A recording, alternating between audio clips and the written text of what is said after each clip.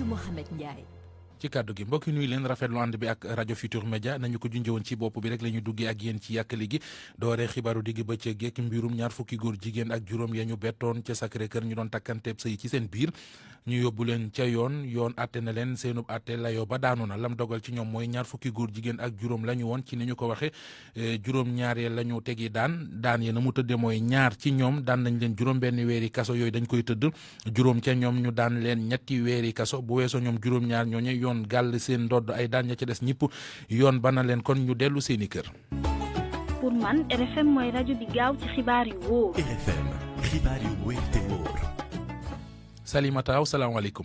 waaleykum salaam Mohamed. conseil économique social ak environnemental foofee nga nekk ñu fa doon séntu tey ji passation de service ci diggante Aminata Touré ma ko jiite woon bay dem ak Idrissa Seck mi war a jël lenge yi xibaar biñ ci mën a jàpp moo di passation de service amu ca leneen lu ci am. Mohamed comme ni nga ko waxee noonu la ñu ko jottalee itam ni jamono ji ki nga xamante ni mooy Aminata Touré ma nga ca kaw di teg li nga xamante ne mooy rapport d'activité yi maanaam liggéey bu mu fi liggéey bi mu fi nekkee léegi moom la dëxëñ def ko ci ab kayit moom lay teg noonu fi mu toll nii nag journaliste yëpp ñu ngi taxaw di xaar caméraman yi nag ñoom ñoo yëgagum ngir jël ay image def ko groupe de 5 noonu lañ ko defee ñun ñak ñu ngi nii toog boobee ba léegi 11h la ñu waxoon wante ba léegi mbir mi tàmbaleegut mi ngi ci kaw daal nee nañ bu paree teg nañu fii ab pupitre boo xam teg fa micro yeeg yëpp bu paree fii la nar a jàkkaarloog taskatu xibaar yi ñii ñi ngi naan day def point de presse ñii ñi ngi naan day ñëw wax rek dem wante lu ci mënti am rek ñun ñu ngi toog di xaar bu ko defee lu ci mënti ruus rek ñu jotali ko. mais wér na ne Idrissa Seck ak lu ko jege ñoom gisuñu leen foofa. ba léegi nii laaj nañ ko léegi wante gisuñu sax luy niroog ñoom loolu la ñu wax nag wante ñu ngi xaar ba xam leneen lan moo ci xew. jërëjëf soxna Salimata Aw des na ànd ak yow ngir nga toppal ñu passation de service boobu rek la ciy tukkee nii xibaar bu dee dana am déclaration mu di kàddu yooyu Aminata Touré may dem dana ko fa jibal des na leen koy yeggee ci rajo Futur Média keneen a ngi kook newoon ci gouvernement bi te ñu jëlee ko fi mu jibali kàddu moo di ministre intérieur ba woon di Aly Ngouille Ndiaye militangam ya ci diwaanu Linguère la doon waxal sàkku na ci ñoom ñu bañ a guuxal Macky Sall menn mer lu aju it ci wàccee gi ñu ko wàccee mu xamle ne daal maanaam dañ ko gën a féexal sax dana mën a tax kon mu jublu ci tey boppam mu di ay kàddu yoo xamante ne ji mi ngi ko yëkkati tey ji ci suba ca mairie bu Linguère ñu teewlu kàddu yi Aly Ngouille Ndiaye. ànd nañoo ak moom depuis le premier gouvernement 4 avril 2012 jusqu'au 1er novembre 2020 te jàpp naa it on restera ensemble parce que je suis pas dans le gouvernement et je suis dans le parti li ñu dugaloon ci parti bi mooy ànd ak moom liggéey te mi ngi ci liggéey donc nañu ànd ak moom ci liggéey c'est vrai que émotion yi yëpp mën nga ko comprendre waaye néega ni daal li am solo mooy yàlla def na en plus du gouvernement man dañ maa faloon mairie Linguère kon bi ma génnee ci lii ma ne occasion la ma gën a mën a ñëw toog fii liggéey ci sama mairie vraiment jarul coow lu bari la ma nekkoon ci tànki Jolof tey laa ci gën a nekk la ma nekkoon ci tànku Sénégal tey laa ci gën a nekk sant yàlla nag bi ñuy génn du génnuñ ci sa affaire yi du ay xeex du ay xuloo liggéey la nañu liggéey daanañu liggéey ba ñu déggul turu ministre bu leen fàtte ne dañuy nekk ak ministre booba am nañ lu mat ñeent fukki at ak juróom-ñett donc di dégg turu ministre daanañ liggéey booba daawul sax politique ci jàppale Jolof dugg ci politique bi di jàppale Jolof ñoo ngi ci politique bi génnuñu ci buñ ci génnoon sax danañ gën a jàppale wax ma la buñ ci génn kon nañ dem continuer suñu liggéey loolu rek mooy li am solo wallahi lazim jartu xuloo jartu xeex bu fi kenn mere président Macky Sall xam naa ne peut-être li mu def am na ñu neexul c'est normal waaye li am solo rek mooy nit ñi di apprécier ci li ñu liggéey loolu moo ëpp solo appréciation bi nit ñi def ci suñu liggéey appréciation bi président Macky Sall def bi ñu àndee ba liggéey loolu mooy li am yeneen yëpp doro vraiment dal leen amul benn explication bu ñuy jox kenn lu mooy ñoo ngi ci woon nekkuñu ci waaye liggéey ba nekkoon moom ñoo ngi ci. ministre intérieur du Sénégal ba woon di Aly Ngouille Ndiaye. njiitu réew mi Macky Sall ci pexe lay nekk di kalkin jëmee ci wàllu politique ngir seet nu mu fi mën a saxe noone la ñu mën a jàppee kàddu yi Mamadou Diop Decroix wax moom njiital AJ/PADS di xamle ne loolu dana tax moom sax mu des ci kujje gi day sàkku ci morom yi fare ci kujje politique gi ñu boole seen doole boole def ko muy benn ngir jàngaarloo ak Macky Sall mi fi nekk lu aju ci njiital parti réew mi di Idrissa Seck mi dugg ci gouvernement bi moo ko partem Mamadou Diop Decroix ñaawlu doxalin wooyu bu baax a baax ni mu ko mën a jàppee sax wuute wut ak doxalinu njuuma Mamadou Diop Decroix ñu déglu ko des na ko déglu ci suñu yeneen jotaayu xibaar ak soxna Nafisatou Silla xibaaru digg bëccëg gi ci rajo Futur Média benn waxtu di 1h fegg na juróom-ñetti minutes. ak RFM kumpa jeex na. waxtaane tolluwaayu coronavirus bi ci réewum Sénégal ak bilan bi nga xamante ne ji kon bàyyeekoo na ci ministère de la santé ak action sociale ñeel ay xibaar yu jëm ci jéego wala bokk ni wopp ji tëddee ci réew mi ci 24 heures yi ñu génn li ñu seetlu moo di tey am nañu benn cas importé seetlu nañu it ne tey gisuñu kenn ko ñàkk na ci bakkanam ñu seetlu it ne cas coronavirus ñam mi ngi toll ci juróom-ñett. loolu lépp des ci ànd ak docteur El Hadji Mamadou Ndiaye ci ay leeral. ci juróom-ñaar téeméer ak juróom-benn fukk ak juróom-ñett test yi ñu def juróom-ñett ñoo ci positif yooyu am nañ ci ñaari cas contact mooy ñi jot ci mbas mi fekk dañoo jaxasoo woon ak ñu yore doomu jàngoro ji. am nañ ci benn cas importé mooy ki jóge bitim réew te mu ngi duggee ci aéroport international Blaise Diagne bu Diass. am nañ ci juróomi cas communautaire mooy ñi jot ci mbas mi fekk xamuñ fi ñu ko jëlee wala ki leen ko wàll ñooñu nag seen lim nii la tëddee. Dakar Plateau moo ci am benn Mariste am benn Nord Foire am benn Ngor am benn Ouakam am benn ñaar fukk ak benn si malade yi ñu entré woon hôpital wala ñu toppoon ci biir kër yi am nañu tan bu si yàlla àndee dinañu génn tey benn malade moo nekk réanimation kenn ñàkkul bakkanam bu su démb alxames juróomi fan ci weeru novembre ñu nekk ñeneen ñi des hôpital ak ci biir kër yi ñu ngi am tan ci bésu tey dalee ko ci cas bu njëkk ba Sénégal wàññi na fukki junni ak juróom benn téeméer ak juróom-ñaar fukk ak juróom benn si ñi nga xam ne jot nañ ci doomu jàngoro ji ci ñooñu fukki junni ak juróom ak ñaar téeméer ak juróom-ñeent fukk ak ñeent wér nañ si ñett téeméer ak ñaar fukk ak juróom benn ñàkk seen bakkan mu des juróom fukk ak juróom si lalu hôpital yi wala ci loxo docteur yi. woppi coronavirus jooje bi mu duggee ci réewum Sénégal seetlu nañu ne dañoo jël yitte yu ci bari jëmee ko ci ñeneen ñi amee yeneen wopp ji ñaare doon ay jafe-jafe ngir ñu faj leen taxoon ñu bari ci ñoom wan ginnaaw sax barabu fajukaay yi woppi coronavirus ji am lu mu jurne jafe-jafe ci lu ci mel ne xeex bi nga xamante ne ji ñoo ngi koy teg ngir xeex woppi jàngoro yi sida ak yeneen xeeti jàngoro yi ci mel ne ay hépatite ak lu ni mel.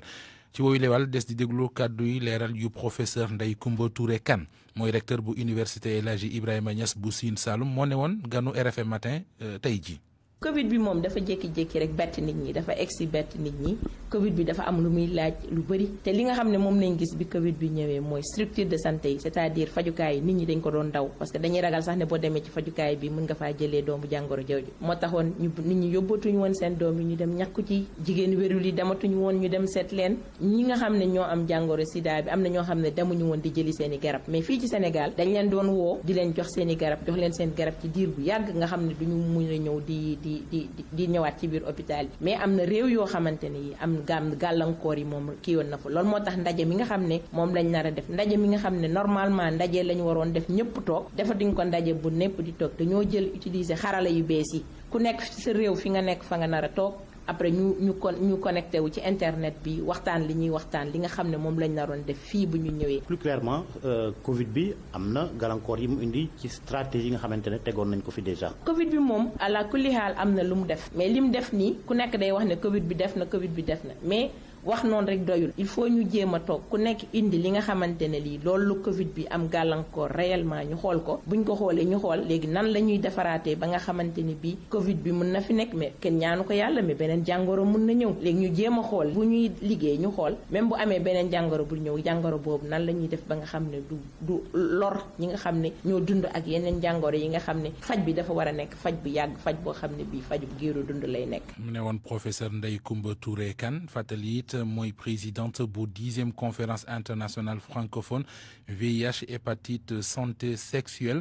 Covid-19 Afri VIH 2020 dim ndaje moo xamante ne jikkoon war nañu ko amal ci diggante juróom-ñetti fan ba fukki fan ak benn ci weeru novembre ci diwaanu Ndakaaru fi la ñuy amalee ndaje moom it tënku ci wàllu wér-gu-yaram rajo Futur Média xibaaru digg bëccëg gi 13h13. RFM rajo askan wi. waxtaanee wàllu diine ci xibaaru digg bëccëg gi ak gàmmu gi ñu baaxoo at mu nekk ca Thiaré Mbawar ma nga ca département bu Kébémer lu aju ci bés boobe lenn ci ay ñaxtu ak i xultu yoo xamante ne ji kon bàyyeekoo na ca kilifa yëfa jëm ci seeni tawat Serigne Moustapha Mbacke mi xalifa bu xalifa Serigne Abdou Khafour Mbacke bëgg na daal ci yoon wi nga xamante ne ji moo dox diggante Géwul ak Saare Daawo ñu daal di koy goudronné lu aju ci nguurug Sénégal ñi ngi sàkku ci ñoom ñu wutal ay projet diiwaan boobee rawatina ci wàllu mbay mi taxawu ndaw ñu fa dëkk bu baax a baax ba ñu mën a am lu ñu jàpp ci gis-gisam loolee mooy yoon wi gën a gaaw ngir xeex mbëkk mi mu di tukki gi gune yi jël te tegewul ci yoon leerali Abraham Paul Emmanuel Pouy. gàmmu annuel bu ñu doon amal caari mbawoor ci la Serigne Moustapha Mbacke moom mi nekk xalifa Serigne Abdou Khafour Mbacke ibn Mamor Diarra ibn Mamor Anta Sali Mbacke yëkkati ay kàddu di ko jëmale ci nguur gi ak ndaw yi nag mu leen di wax faw ñu delluwaat ci suuf si mën a béyi pour nguur gi mu ne leen faw ñu teg ay projet yoo xam ne day jàppale ndaw yi ba ñu mën a delluwaat ci suuf si mun koo béy bu baax ndax dellu gi nga xam ne xale yi dinañ ko dellu ci suuf si béyi dina mën a tax ñu xeex jamono ji immigration clandestine ni ndaw yi di jëlee gaalu looco yi ngir dem Barça wala Barsak. lu nekk mën nañ ko fi am xeeti mbay yi loo fi bay rek mun na fi lool kon nag dañuy ñaan rek gouvernement bi ñu dimbali gone yi ba am luñ fi jàppe di fi liggéey ndax nii ñuy def kat di dem ci gaal yi di dem loolu doy na waar lool jàpp naa ne nag li koy war a saafara daal ñu dimbali gone yi ba maanaam ñu am fu ñu jàpp. Serigne Moustapha Mbacke profito ba léegi ci occasion bi ngir ñaan nguur gi mu defar tali bi nga xam ne mooy jóge Géewul ba Saare Daawo dafa bëri suuf lool te oto yi dañ ciy càng. di fàttali nag sunu tali bi itam yoon wi ndax boo xoolee diggante Bandañ ba ngay àgg Saare Daawo yoon yi metti na lool oto yu bare ñaari buñ fi dañ fi paan di càng. ci gàmmu gi xalifu Serigne Afor Mbacke yëkkati ay ñaan ngir Sénégal mën a am jàmm Caare Mbawoor ab village la nekk ci commune bu Bandeñ ci département bu Kébémer mu nekkoon Abraham Paul Pouy Caare Mbawoor rajo Futur Média. RFM bitim réew. dellu dalalaat Georges Déthié Diop Georges maa ngi lay nuyu. maa ngi lay fay Mamadou Mouhamed Ndiaye. waxtaanee jafe-jafe politique yi am ci réewum Côte d'Ivoire ak wooteeg téléphone goog Laurent Gbagbo ne woon ni jamono njiitu réew ma woo na ko ministre bii di Ahmed Bagayogo. li bokk na ci li ko yitteel moo di ni takki der yi wër këruk Henri Konan Bédié ak itam situation bi soxnaam nekkee di Henriette Bédié avocat yu Laurent Gbagbo ne Laurent Gbagbo ci boppam woon premier ministre ba ngir mu dalal situation ba foofu woote dialogue loolu moo gën ñuy bun xatal ñi nga xam ne ñoo féetewoo ca kujje ga ka fa nekkoon njiitu réew foofu ca Côte d'Ivoire avocat yi yokk ci ne rafetlu na lool taxawaayu premier ministre bi nga xamante ne nee na digle na dana poser ay actes yi nga xamante ne dana tax climat politique bi dal foofu ca Côte d'Ivoire ba léegi jëm ci tension yooyee nga xamante ne ñoo fa nekk journal Le Quotidien mi tënku ci Jeune Afrique xamal ñu ne njiitu réew Ghana di Akufo-Addo ak njiitu réew Sénégal di Macky Sall danañ dox tànku jàmm ci wàllu woowee sax njiitu réew mi Macky Sall woona ki nga xamante ne moo di Henri Konan Bédié ak kii di Charles Konan Banny nekkoon fa ay jamono premier ministre nekkoon itam gouverneur bu BCEAO. Cameroun la ñu jëm cardinal Christian Toumi dañoo yëgoon ci xibaar ne ay nit yor ngànnaay ñoo ko enlevé woon waaye mujj nañu ko bàyyi. moom ci boppam di archevêque émérite bu Douala bàyyi nañ ko tey ci suba loolu la ñu vérifié xamle tënku ci ay sources yu bëri évêque bu Douala ci boppam sax ñu ne mu ngi wax ne moom cardinal Toumi bàyyi nañ ko dem nag lañ leen teg loxo moom cardinal Toumi ak yeneen nit ñi nga xamante ne ñu ngi toll ci fukk ak benn ñi leen tegoon loxo moom mi di Thiaw Mao nekkoon ab pasteur moo leen jiite bokk na ci ñi ñu tegoon loxo chef traditionnel yu Soyi mu ngi wuyo Fonsen Mingo. ñu dem ca États-Unis foofee askan wa gannaaw ba ñu wootee keroog talaata ñoo ngi toog ba léegi di xaar kan ci diggante Donald Trump ak Joe Biden mooy gañe réew ma. ba léegi nag ñu ngi wéyal limuk xob ya ca yenn état ya waaye ca état bu Géorgie moom Joe Biden moo jiitu foofe moo jiitu Donald Trump lim ko jiitoo nag ëpp na junni ci ay xob. Ana Rocha. ci dërëk ay waxtu dong tendance bi dafa daal di wëlbatiku foofee ca diwaanu Géorgie bokk ci diwaan yi ëpp solo ci élection américaine yi fu mu toll nii jamono yi kon Joe Biden ma fa jiitu bi 11h30 jotee heure Ndakaaru candidat démocrate bile moo rawe woon Donald Trump lu ëpp junni ci ay baat bu ñu sukkandikoo ci chaîne américaine bi di CNN jamono yi 1% donc ci bulletin de vote yi moo des pour ñu wàññi leen ñu ngi woyal itam wàññi xob boobule ci yeneen ñetti diwaan Nevada ak Arizona nga xamante ne ba tey Joe Biden moo fa jiitu waaye itam fële ca diwaanu Pennsylvanie nga xamante ne jot nañ fa wàññi lu ëpp 95. kon nag Maodo Mokho daa am lu ñu dab ñu jégalu. déglu ji Aminata Touré conseil économique social et environnemental. Des recommandations importantes sur les questions économiques. Nous avons également eu une session sur le système de santé qui, à mon avis, doit continuer à être renforcé. Et encore une fois, c'est l'occasion de féliciter tous les agents de la santé. Ça va depuis les professeurs de médecine jusqu'aux maintenanciers, aux techniciens de surface. Et tous nous ont aidés à traverser ces périodes très difficiles, pas seulement pour notre pays, mais pour l'humanité. Nous ne cesserons jamais de les remercier et de les encourager. Et je crois qu'ils méritent un grand soutien de l'État pour pouvoir continuer à faire face aux grands défis sanitaires de notre pays. Le Conseil économique, social et environnemental a également travaillé sur différentes questions. C'est l'occasion de remercier tous ceux qui se sont prêtés à cet exercice important. Parce que dans une nation, il faut que ces échanges puissent se faire pour que d'abord les citoyens continuent à être au courant de ce qui se fait, ce que leurs États font, mais également pour croiser les savoirs et qu'on puisse toujours retenir ce qu'il y a de mieux au sein de notre administration, mais également au niveau des acteurs non étatiques, parce que nous avons eu à recevoir ici des acteurs non étatiques. Notamment sur une question centrale qui mérite vraiment toute l'attention de nos concitoyens, c'est la session que nous avons eue sur le civisme et la citoyenneté. Aujourd'hui, ce sont des questions fondamentales pour notre pays, qui méritent que chacun d'entre nous s'y engage, apporte sa contribution pour que le Sénégal continue à rayonner comme État respecté. Concitoyens, c'est la session que nous avons eue sur le civisme et la citoyenneté. Aujourd'hui, ce sont des questions fondamentales pour notre pays qui méritent que chacun d'entre nous s'y engage, apporte sa contribution pour que le Sénégal continue à rayonner comme État respecté, non seulement dans la sous-région, mais dans le monde entier, pour la qualité de son capital humain, pour la vision également de ses citoyens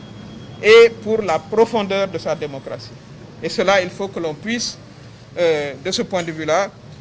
continuer à mobiliser la réflexion nécessaire à mettre à contribution au niveau des acteurs étatiques. C'est pour cela que je voudrais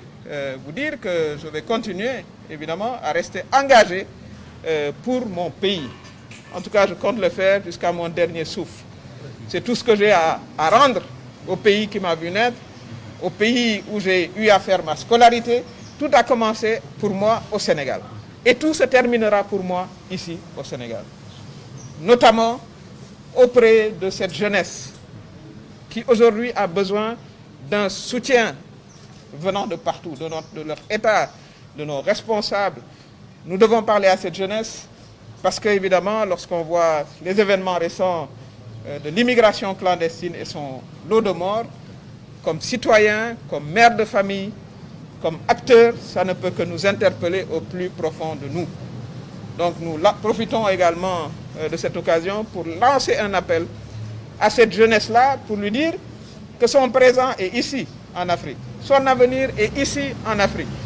Et que nous devons, nous tous, faire de cette question de la jeunesse une question prioritaire pour que nos jeunes, qui sont nos enfants, et même parfois nos petits-enfants, puissent connaître un avenir, un présent d'abord, de décence et un avenir prometteur. Voilà ce que je voulais vous dire, mesdames, messieurs les journalistes. Évidemment, nous sommes dans une enceinte administrative. Je tiens à le dire. Les propos seront des propos administratifs. Évidemment, je suis sûr que vous voulez poser des questions politiques, mais je peux vous rassurer que nous parlerons de politique très prochainement, mais pas dans cette enceinte. Nous le ferons à l'occasion, puisque comme je dis, mon engagement pour le Sénégal est un engagement large et continuera. Et j'espère que vous le comprendrez comme tel. Voilà, nous avons transmis l'ensemble des dossiers. Nous avons fait une lettre de transmission. Et justement, nous espérons que le travail de cette institution importante pour la République, institution qui doit perdurer, n'est-ce pas, continuera à se faire. Je vous remercie également, vous de la presse, parce que vous nous avez beaucoup aidé à divulguer, à faire connaître nos rapports qui sont importants en langue nationale. Et sans vous, il est difficile de porter les actions administratives à la temps. voilà mi ngi noonu kon Aminata Touré ci kanam tuuti ñu ànd ak Salimata Aw déclaration à wolof jàppandi na ay ca kon ñu déglu ko. julli ci yonentam ñu ngi tey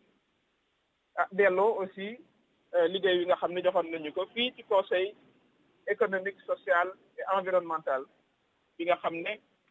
am nañ ci fukki weer ak juróom-benn ci diir woowu nag liggéey naa ci ak ñoo xam ne ñi foog ma sant leen tey ci ki may commencé mooy suma directeur de cabinet muy magistrat bu xarañ muy Cheikh Dieng maa ngi lay gërëm di la sant ci liggéey wu rafet wi nga xam ne def nga ko ci sama wet di la ñaanal yàlla jàppale la ci sa carrière maa ngi sant aussi secrétaire général docteur Anta Sané nga xam ne question yeeg ne nuy liggéeyee fii ci ñuy jàppale ci organisation bi ci la bokk liggéeyam rafet na moom it ñu ngi koy gërëm di ko ñaanal yàlla ci li nga xam ne moo ne ci kanamam ak conseillers yëpp muy conseiller diplomatique bi muy conseiller technique yi muy conseillers spéciaux yi mais surtout conseil yi nga xam ne ñoo nekk ci conseil économique social et environnemental nga xam ne téeméer ak ñaar fukk lañu situation bi moo tax mënuma nuyu ku ci ne waaye ku ci ne maa ngi lay gërëm di la sant ndax ku ci ne indi nga sa contribution ci diir bi nga xam ne nekk nañ fi liggéeyandoo fii ci conseil économique social et environnemental ngeen xam ne conseil bi ku nekk ngi fi baykat yaa ngi fi nappkat yaa ngi fi sàmmkat yaa ngi fi jigéen yaa ngi fi docteur yaa ngi fi ingénieur yaa ngi fi avocat yaa ngi fi lim bi du jeex macha allah Sénégal su ndaw la te ku ci nekk yaa ngi indi contribution yooyu nag tënk nañ ko ci ay rapport yu am solo ndax nag li ñu war a jàpp mooy conseil économique social et environnemental dafa di institution bu am solo ci suñu réew ndax action balaa nga koy def da nga koy xalaat kon kii xalaat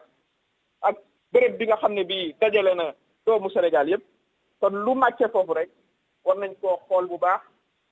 boole ko ci ni ñuy liggéeyee bu ko defee liggéey wi gën a rafet kon ñooñu gërëm naa leen sant naa leen bu baax a baax a baax bëri na nag luñ fi waxtaane sant aussi ñi nga xam ne ñëw nañu ba fekkee maanaam action yi muy ministre yi muy acteurs yi nga xam ne sax nekkuñ ci ministères yi mun jàpp nañu par exemple dañuy def sunu waxtaan bi sur le civisme ñu mel ni marchand ambulant yi ñëw nañu fi ba ñu waxtaan ak ñoom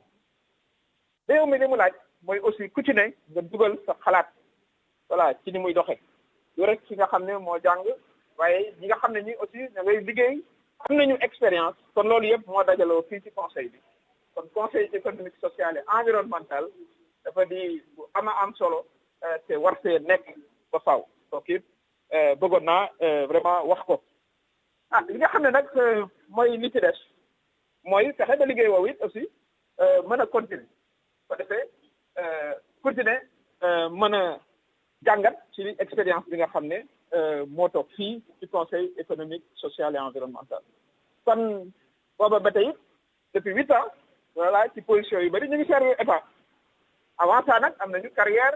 internationale carrière nationale loolu xale yi xam ne aussi noonu la àddina da ngay ramper ñun def nos exercices li ñu ci mënoon a def nañu ko ak engagement ak transparence ak probité kooku dañu mës a jiital ci liggéey woo xam ne moom la ñuy def ak fu ñu mën ci dem voilà fu ñu mën a dem parce que yàgg na noo liggéey ba ñu fay jógee gërëm nañ ñu sant ñu fii def nañ ci naka ni noonu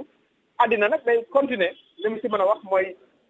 sama liggéey ci Sénégal ak liggéeyal Sénégal danaa ko continuer yàlla na yéex ba keroog ba fiy jóge ndax nag loolu laa ameel suma réew loolu mooy li nga xam ne moom laa ameel suma réew mooy ak fu ma mun a ne muy poste pas poste mooy ma liggéeyal sama réew ba Sénégal ni ñu ko xamee ci pays boo xam ne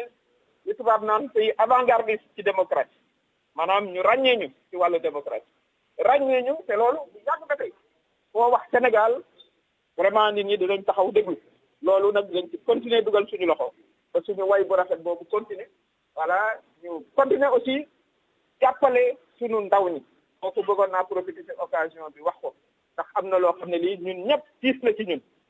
en tant que yaay en tant que responsable suñu xale yi nga xam ne ñooy ñu koy waxee mbëkk gaal gi loolu it ci réew mu bëgg a avancé war nañ cee jóg bu baax a baax a baax gën a jàppale suñu xale jàppale ndaw yi kañ leen ñoom it ba ñu xam ne seen avenir fii ci Sénégal la nekk ñoom it ñu bañ a toog rek participer bu ñu amee li ñuy wax it ñu wax ko loolu organiser wu mën a liggéey ba nga xam ne bii ëllëg ak si biir ñoom ñi nga xam ne li ñuy séntu ci ñoom mooy ñu nangu lii ñu doon def ñoom it ba mën a jëmale Sénégal kanam loolu mën a am kon ginnaaw bi ñu jaalee famille yi ñi fi jóge fokk ak ñoom piis bu méttee métti bi tax nag chance rek mooy tax sa doom bañ cee bokk ndax boo juddu woon ci famille yooyu mënoon naa muy sa doom moo des ci gaal kon amul kenn koo xam ne solidarité woo ak famille yu ñi nga xam ne ñooñu leen ci jóge kon vraiment ñu ngi leen di jaal di gën a kañ suñu jeune liggéey ak la jeunesse wax leen ne l'avenir leur avenir est ici au Sénégal leur avenir est ici en Afrique wax leen ne duñ leen mën a bu sa sori toujours dinañ ànd ak ñoom expérience bu ndaw bi nga xam ne am nañu ko ñu partagé comme ñoom mobiliser leen ba nga xam ne bii dinañu tekk ci seen réew kon loolu la ñu bëggoon a wax encore une fois gërëm nañu ñëpp sant nañu ñëpp yéen aussi presse bi vraiment amuñu seen fay ndax d'abord seen patience ndax xam ngeen heure Sénégal toujours waaye toujours da ngeen di patient te lépp lu ñuy liggéey fii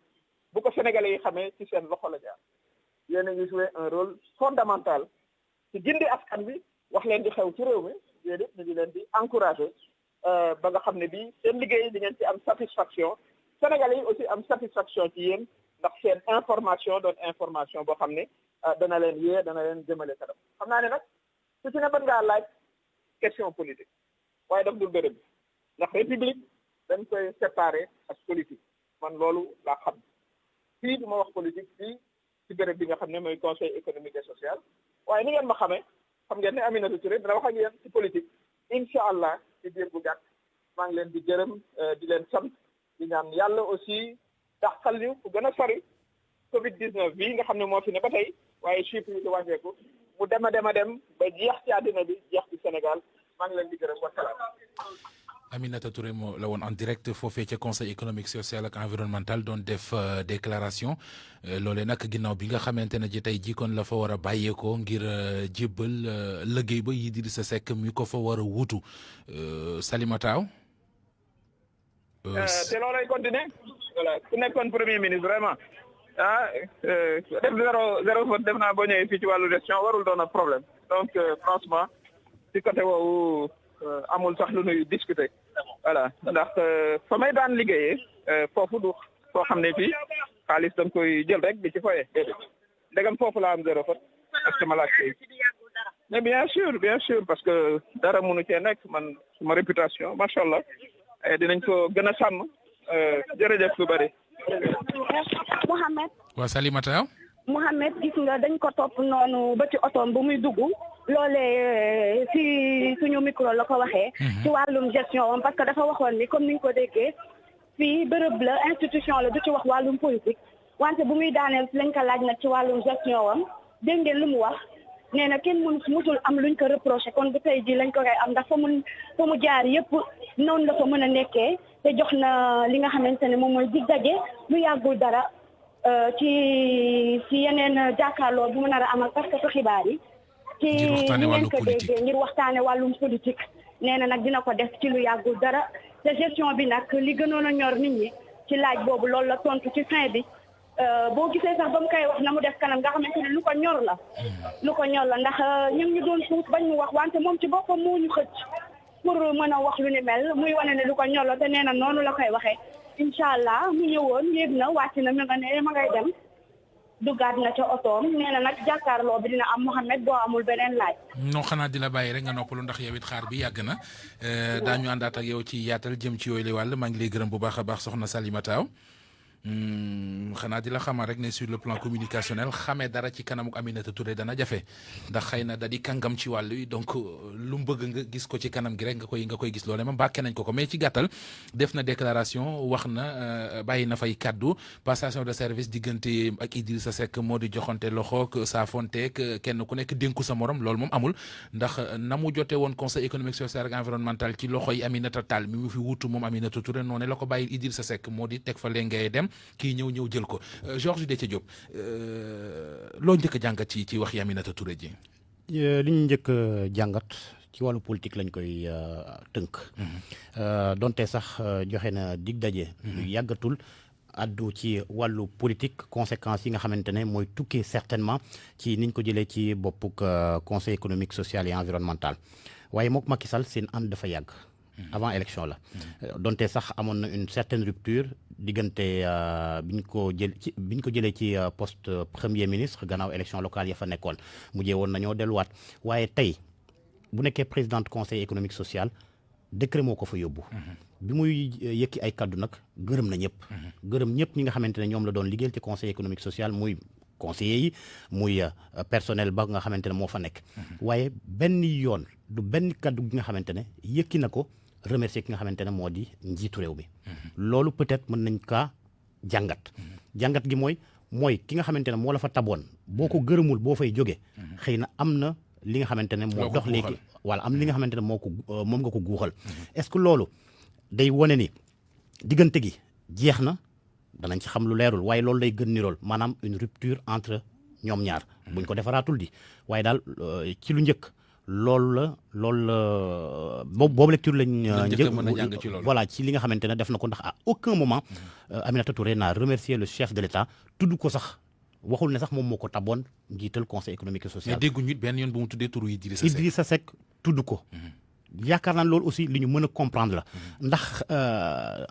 Aminata Touré supporte mal que Idrissa Seck ñëw wuutu ko ca conseil économique social et environnemental. lu ko waral après élection présidentielle yi am na jokkalante kaddu yi nga xamante ne mu ngi ko doon def jëmale ko ci Idrissa Seck bi ñu joxee résultats yi Idrissa Seck yëkki na fi ay résultats naan ñoom ñoo gagné Aminata Touré sur sa page Facebook ak ñi nga xamante ne ñoom ñoo ko doon talal ay micro yekk na li mel ni xamee Idrissa Seck te chaque fois noonu la doon demee on pouvait même dire que Aminata Touré moo nekkoon répondeur automatique bu APR léegi nag bu ñu ko jëlee ci conseil économique et social kooku nga xamante ne mën nañ jàpp ne ñoom déggoowuñ te jëlin gi moom rafetlu ko ñu bëri aussi mbir mi ëlëm na leen. kon est-ce que quelque part aussi manqué wuñ ko respect dafa mel ni ku ñu xotti war moom. looloo gën a tax. tuddul parce que am na ñuy wat baatu humilier xëy na dafay xaw a di sax ci wàllu mais dafa mel ne maanaam worma bi waroon diggam ak Macky Sall defu ko xëy na on aurait compris ñu jëlaat keneen tegaat ko foofa. mais Idrissa Seck mi nga xamante ne ñoom ñaar ci photo ñoo ji koy jànkalaar la ñu dëkkee woon mosu ñoo neexoo nga ne kii jugal fii dem jëli sa ki nga xamante ne moom neexawu leen teg ko fa à un moment donné dafay mel ne daal dañu xotti wormaam. humiliation la ko ñu bëri jàppee. ndax Aminata Touré ci boppam dañ koy rappeler. campagne Macky Sall moo ko dirigé de bout en bout. niñ ko mën a jàppee sax moom moo nekkoon directrice de campagne bi wër na Sénégal yëpp ak Macky Sall bañ ca jógee nag lañ ko tab li nga xamante ne moo di présidente conseil économique et social mu wuutu fa Aminata Tall. Idrissa Seck moom ma ne la sànq amul lu mu dul woon yegg Idrissa Seck ci posture bi Idrissa Seck jëloon gannaaw élection présidentielle yooyu. niñ ko fa jëlee aussi ñu bëri rafetlu wuñ ko. moom ci wàllu boppam du ko rafetlu. ndax elle supporterait mal que. diggante gi nekkoon wala boog ni mu doon jàppee Idrissa Seck ak li nga xamante ne dund na kook président Macky Sall ñu fay ko lii tey kon à coup sûr humiliation la koy jàppee du tudd Idrissa Seck tuddul président Macky Sall. est-ce que jàpp nga ne ëllëg seen ñoom dina neex diggante Macky Sall ak Aminata Touré seen avenir seen ëllëg ci wàllu politique ndax Aly Ngouille Ndiaye gi dégg nga li mu wax nee na bu ñu jàppee Macky Sall dara ndax xëy na émotion dina am mais fa ma jaar ak moom ak li ma ko servir confiance bi mu am ci man tax na waree su koo mere moom tudd na ko gërëm na ko Amadou Ba ci déclaration gis nañu ko Mouhamadou Makhtar Cissé def na la même chose keneen kuñ fi wàccee waat encore Omar Youm def na la même chose mais Aminata Touré tudd ko fenn mu mel ne seenu ëllëg ci wàllu ci ñoom ñaar Macky Sall Aminata Touré dafa mel ne dana xaw a doy waar de. dana xaw a doy waar te du tey la ko Aminata Touré commencé tu te rappelles bien lu yàggul ça ne fait même pas une semaine. yàggul génne na fi ab communiqué. di artu di naan ku jéem a yàq deram dana ko yóbbu ca yoon te ñooñu ñi muy wax noonu xëy na ñoom ñooy entourage yu Macky Sall yi nga xamante ne peut-être commencé woon nañ di évoquer des fautes de gestion ci li nga xamante ne moo di conseil économique et social et environnemental. ba mu ne leen sax dossier yaa ngi tege démb bi ñuy annoncé que tey lay jóge ci li nga xamante ne moo di conseil économique et social nee na dossiers yi da ko fay bàyyi dem te dana def ab déclaration. kon li leer mooy xëy na nag kenn xamul. mënuñoo rêver wala mënuñoo gisaane ba xam dëggantaan naka la koy doxalee waaye le problème qui se pose y a une rupture pour le moment entre moom ak Macky Sall te wane na ko gërëmu ko tuddul turam naka la koy defee nag ëllëg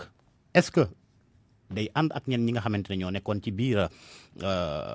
APR nekkoon ci mouvance bi loolu lu jar a laaj la. ndax aussi ndax ñoo gis classe Abdoul Mbaye gi di ko Père Ndiaye. voilà parce que ñooñu déjà commencé nañ koy courtiser moom Aminata Touré. est-ce que moom itam bu demee ba rupture définitive am day rallier opposition bële loolu aussi. lu mën a ñëw ca kanam la lu mën a ñëw ca kanam la waaye aussi yaakaar naa ne du gaawee noonu ndax ñoom ñëpp am na li nga xamante ne moom moo leen différencier peut-être que moom bu demee ba xaajaloo bi am dëggantaan day ber daaram bañ a ànd ak ñi bañ a ànd ak ñële parce que déjà il commence à faire les yeux doux à beaucoup de gens. à commencer par la jeunesse dégg nga li mu wax ci ndaw ñi. loolu ak ci jigéen ñi kon commencé na voilà commencé na xool ban stratégie lay doxe ngir ëllëgu politique am waaye ëllëgu politique googu quelque part Macky Sall nekkul di ko fabriquer xam nga Sénégal fii moom ku ñu néewal doole ba ku ñu jàpp ne dañ laa tuutal nit ñi dañ lay jàppale lii ñu ko def nii ñu bëri jàpp ne Macky da koo tuutal dafa xotti war moom est-ce que du ko yokki soppe est-ce que du ko yokk doole ci wàllu politique. xam nga en 2000 élection locale yi amoon na doole am na ñi nga xamante ne commencé woon nañ am sympathie ci Aminata Touré gannaaw bi ko Macky Sall jëlee ci boppu primature moom mu commencé woon ber daram commencé di def ay rencontre am ak ay ñi nga xamante ne ay mouvement ak yooyu noonu am na ñu bëri ñi nga xamante ne am na ñu commencé woon jàppee Aminata Touré parce que tout simplement dañ jàppee woon na Macky Sall delloo ko gëdd gi nga xamante ne moom la amoon donte sax elle a récolté le fruit de son échec à Grand Yoff waaye nag ñu bëri dañ jàppoon ne loolu warul woon tax ñu jële ko ci primature te jële googu aussi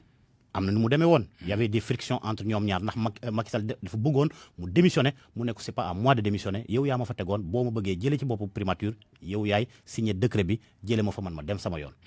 waaye boo xoolee amoon na sympathie ñu bëri amoon nañ sympathie ci moom ndax sénégalais en fait day xaw a yërëm nit te day bokk ci xeex day sot ëllëg nag mën na am itam ñu gisaat li nga xamante ne def nañ ko genre humiliation la niñ ko fa jëlee taxul rafetul ba ñenn ñi nag naan ndaw si daal yërëm naa ko ba mën na tax sax am ñenn ñi nga xamante ne peut-être daañ ko jege. waaw loolu xam naa nag waa PDS moom duñ ci bokk ndax ñoom nee nañu àq Karim Wade da ko dal. waaw parce que chaque fois ñu ngi ko doon wax ci li nga xamante ne moom moo mené de bout en bout. avec une main dure li nga xamante ne moo di la traque des biens mal acquis bi muy nekk ministère. bi muy nekk ministre de la justice. maa ngi lay gërëm bu baax a baax El Hadj Georges Déthié Diop. xaw ma ne bu actualité te wolof yi day gën a leer jërëjëf ci jàngat boobu sant la bu baax a baax gërëm la donc kon ñoo ko gisandoon noonu Aminata Touré déclaration bu mu doon def ñu àndoon ci ak Salimata ngeen déglu ko en direct ci rajo Futur Média laata ñu tàggu ngeen ci xibaaru digg bëccëg gi ci RFM ñu dégtal leen li ci yéenekaay yi. Universel Pousse ak seen savon de Marseille créole ñoo leen di may li ci yéenekaay yi. Mamadou Mohamed Ndiaye. jërë ngeen jëf ay attekat yu ñu doon atte ci attekaay bii di conseil de discipline bu conseil supérieur de la magistrature xibaar boobee moom la journal Le Quotidien xëyee ubbil yéenekaay bi premier président bu cour d'appel bu Kaolack di magistrat Ousmane Kane moo porté woon plainte juge Yaya Amadou Dia waaye yëf yi yéenekaay bi nee nañu ca kawam la mujj këpp moom mi doon toppee di magistrat Ousmane Kane moom la conseil de discipline bi mujjee topp li ñu koy toppee ci coow li ba balaamee ko ci Le Quotidien nee nañu moo di li mu woote woon ab conférence de presse ngir doon ca leeral li ko jotale ak magistrat Yaya Amadou Dia wax ji mu wax ak taskatu xibaar yi conseil supérieur de la magistrature gi rafetlu ko waaye nag Le Quotidien xamal nañu ne terewul juge Yaya Amadou Dia moom it inspection générale administration justice gi mi ngi koy auditionné démb ci ngoon ci la audition go door kàdduy tuuma ak wax ju ñagas ju mu teg ci ndoddal magistrat Ousmane Kane loolee la ñu koy toppee ndax dafa tuumal premier président bu cour d'appel Kaolack tuumay ger mu di corruption ak di wax naan dafa libéré ab criminel ñaaxook ñol gem ci diggante état bu Sénégal ak magistrat yi réew mi ndekete Aminata Touré mi ngi ci doon dox tànki jàmm laata président Macky Sall di ko dàqee ca bopp conseil économique social ak environnemental journal Source A moo ñu ko wax ba wax ñu ne la mu ca bëggoon moom Aminata Touré moo di réeroo gi amoon ci diggante bi jeex demoon na sax ba ci doon liggéey ki nit yu masoon a jiite union des magistrats du Sénégal waaye bi ko Macky Sall tëbalee jëlee ko ca conseil économique social ak environnemental fa la médiation ba yam ñu yem ci xët mu njëkku Les Échos fekkaat ko fa moom Mimi Touré yéenekaay bi bind na ca conseil économique social ak environnemental gi ko Macky Sall jëlee tey ji la fay jóge bu 11h ci suba jotee waaye nag wóorul ab passation de service am diggam ak Idrissa Seck mi ko fi war a wuutu donte sax moom Aminata Touré lu mu bëggoon la ba xamle woon ne mi ngi xaar passation de service bi bu moytuwul du gisante ak Idrissa Seck na ko Aminata Tall defaloon noonee lay defal Idrissa Seck mu di buubi kalma ñangaanam dem bàyyi siis bi Idrissa Seck mi ko war a wuutu moom Idrissa Seck honorable député Serigne Cheikh Abdou Mbacké Bara Dolly bu bokk gis-gis gis na ci xët mu njëkk journal Le Témoin ne mooy candidat bi war a wuutu Macky Sall 2024 nee na beneen dil la bu ñu lal ñoom ñaar ba waxtaane ko bu noppi waa coalition jot na bu Ousmane Sonko di xamle ci xët mu njëkku lii quotidien Idrissa Seck moom ay waxam sax jaro tax nit ñi di ko dégg ndax du nitu kàddu gëmul dara wax weddi lu ko yomb la boole ceekit jikkoy weñ la yor photoy rek lay wër ngir tag fa fi mu tag bu yàggul moom Idrissa Seck mu di ci wetu Macky Sall journal Sud Quotidien gis na ne moo nar a dooleel opposition bi ci réew mi ak ralliement moo ko parti réew mi ci wetu njiitu réew mi du ñàkk lu mu jural Front National Résistance waaye seetlu nañu ne loolee ba mu amee ak léegi opposition bi ci réew mi seen wax yépp moo di seet nañu booloo ba taxawalaat geneen lang ngir opposé wu ak Macky Sall Vox Populi nañu ba mu fabo roñu moo ki gaayam dem ca Macky Sall booba ak léegi ñi mu àndaloon ci coalition Idy 2019 ñoo ngi koy wan ginnaaw benn ginnaaw Bougane Gueye Dany ak docteur Babacar Diop Cheikh Bamba Dièye ak Pape Diop ñoom it wan nañu ko ginnaaw loolee nañu seeti ji Karim Wade ci l'Observateur ubbil yéenekaay bi géopolitique bi ak ni mu tëddee ci réew mi guddi ñu toll la gis ne Karim Wade bokkatul Serigne Abdoul Ahad Mbacké Ndoulo président mouvement ànd falaat Macky ni ñu ci xët mu njëkk journal Source A Karim Wade dafa war a bokk nag mu ne moom li mu bëgg moo di ginnaaw président Macky Sall mi ngi ciy pexe ngir dajalewaat njabootug libéral gi na indiwaat poste premier ministre ci réew mi indiwaat Karim Wade ci réew mi def ko premier ministre réew mi quotidien xëy na ngemb ci xëtamu njëkk taxaw ci arène bi di waxtaane wàllu lambo mi ngi ñuy xamal ne Bira Sène moo rempil docteur Alioune Sarr ci boppu CNG bi mbër yu ci mel ne Manga 2 ak Yaxya Diop Yékini journal bi mi ngi ñuy xamal ne dugal nañu leen ci bureau CNC bi Mohamed Ndao Tyson moom bokkul sunu lambu jukkil ñu bureau CNC bu bees bi ak ni mu tëddee ba wax ñu ne juróom-benn fukki nit yu manqué ñaar ñoo ŋànk lambu ji ki ko ŋànkoon ba yàbbi ko joxe ko dem di docteur Alioune Sarr Les Échos nee nañu wax na démb ca ndaje ma ne am na yu ñu ko doon def yoo xam ne donte baale na ko it du ko mës a fàtte. Universel Pousse ak seen savon de Marseille créole ñoo leen doon may li ci yéenekaay yi. benn waxtu du une heure fegg ñeent fukki minute ak juróom sënkam foofee kon lañ yem ak yéen ci xibaaru digg bëccëg gi la ca gën a fës bokk na ci liñ leen dégtal en direct mu di kàddu Aminata Touré yu mu yëkkatee ca conseil économique social ak environnemental ci jamono ji nga xam ne ma nga doon dem di tàggatoo ki naatangam yafa liñ ci mën a jàpp moo di nee na du wax politique ndax baraba du foofa dégg na ne wax na ba sottal tuddul benn yoon Macky Sall mi ko fa tegoon teggee ko fa tuddul benn yoon Idrissa Seck ma ñu fa war a teg li tax amaguñ ci takk bu leer dégtal nañ leen déclaration Aminata Touré en direct ci rajo Futur Média Mamadou Diop Decroix di ñaawlu demuk Idrissa Seck ci wetu Macky Sall ci gis-gisam Macky Sall moo nekk di teggi pexe ki mathématique ngir seet kon ana nu mu gën a saxee ci réew mi ci wàllu politique mbiru yoon ak yoonal ak xew-xewu jamono ñaar fukki góor jigéen ak juróom ya ñu jàppe woon fële ca Sacré-Cœur ñu doon takkub sëy ci seen biir atte nañ leen seenub la yoo daanu na mu tukkee moo di ñaar fukk ak juróom lañu nee nañu ñaar ñi la ñu tëj juróom benn weeri kaso yeneen juróom ya ca des ñu tëj leen ñetti weeri kaso ña ca des banañ leen ñu dem seeni kër mbokk yi loolee moo newoon xibaaru digg bëccëg gi amoon mbégte mu yaa àndoon ci ak yéen Mamadou Mohamed Ndiaye fare woon ci kaddu gi Aliou Ba ci machine bi réalisation ñu àndoon ci ak Alaaji Ndate Diop ak Soxna Awa Mbaye régisseur d'antenne pod